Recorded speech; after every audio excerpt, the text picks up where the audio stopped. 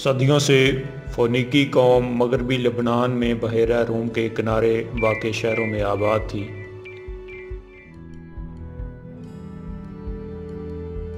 Herodotus کے خیال کے مطابق فونیشین اصل میں بحرین الاصل تھے۔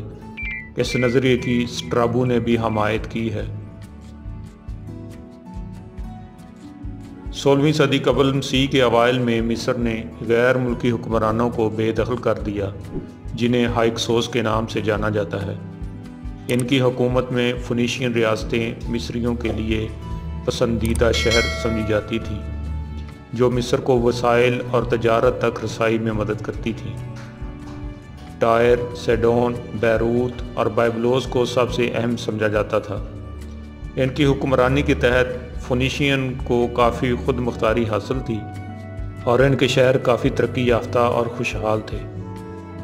بائبلوس واضح طور پر مصر سے باہر سب سے اہم شہر تھا، جو امرنا کے ساتھ زیادہ تر مواصلات کا ذمہ دار تھا۔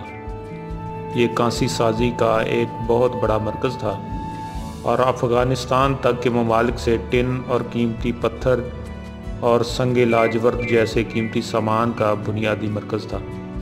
مصر کی اقتصادیات نے 18ویں خاندان، خاص طور پر اس کے 9ویں فرعون آمن ہوتب سوم کے تحت فونیشین شہروں میں مزید خوشحالی اور نمایاں مقام لایا۔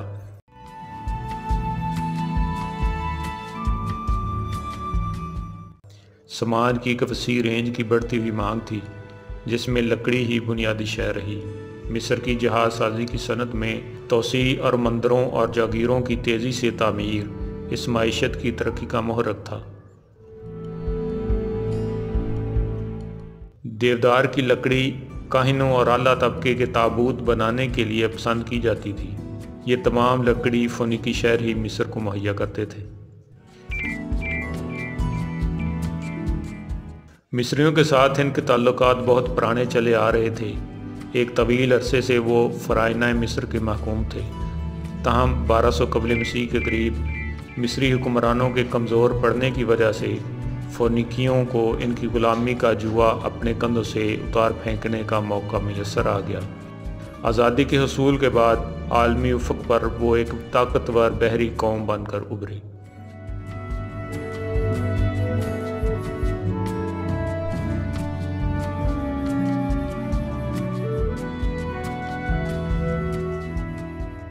بحیرہ روم کے کنارے آباد فونیکی شہروں میں 2 شہر ٹائر اور سیدون بہت اہم تھے۔ دراصل یہی شہر دنیا کی اس سب سے قدیم بحری طاقت کا گھر تھے۔ فونیکی جہاز سازی اور جہاز رانی میں اپنے وقت سے بہت آگے تھے۔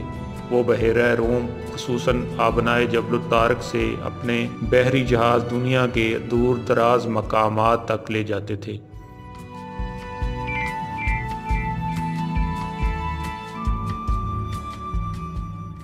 دور دراز کے مقامات کے ان بحری سفروں میں وہ قطبی ستارے، طلوع آفتاب اور غروب آفتاب کے مقامات سے رہنمائی حاصل کرتے تھے۔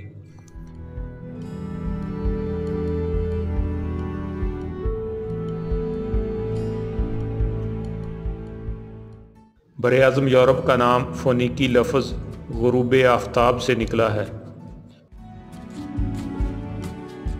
جہاز رانی میں ترقی کے ساتھ ساتھ فونیکیوں نے تجارت کے میدان میں بھی بے حد ترقی کی۔ وہ یونان سے لے کر برطانیہ اور اسپین سے میسوپوٹیمیا تک اس زمانے میں اسباب تجارت لے کر جاتے آتے تھے۔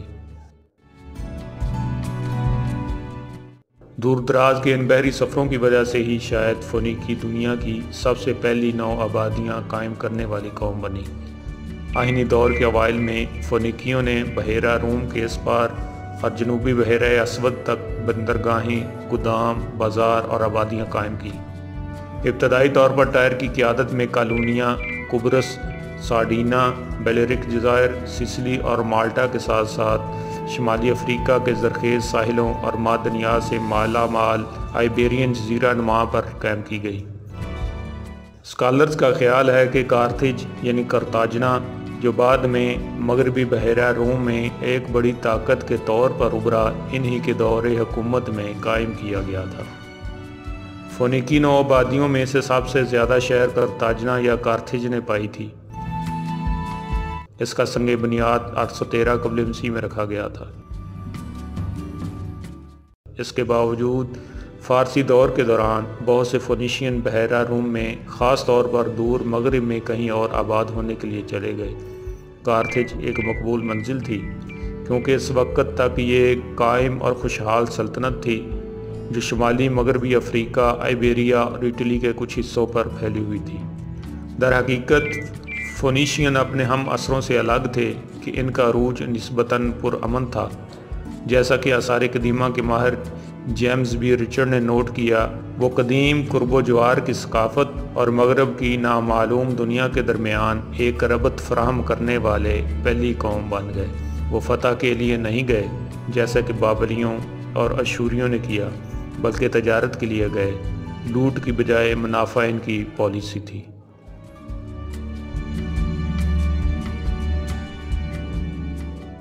اہل فونیکیا ہی وہ قوم تھے جنہوں نے وقت کی بچت کے لیے قدیم تصویری رسم الخط کو چھوڑ کر ایک نیا تحریری رسم الخط ایجاد کیا۔ یہ رسم الخط اور اس کا ابجدی نظام قدیم یونان اور روم سے ہوتا ہوا یورپ تک پہنچا اور یورپی زبانوں کا رسم الخط قرار پایا۔ آج کی یورپی اقوام کا رسم الخط فونیکی رسم الخط کا مرہون منت ہے۔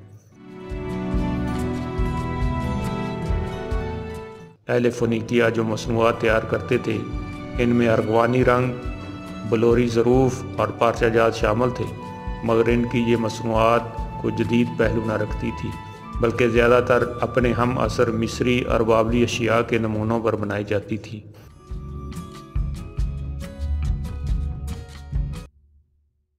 فونیکی بال دیوتا کی پوجا کرتے تھے اور ان کے مختلف شہروں میں اسی دیوتا کے مختلف ناموں سے مندر تعمیر کیے گئے تھے۔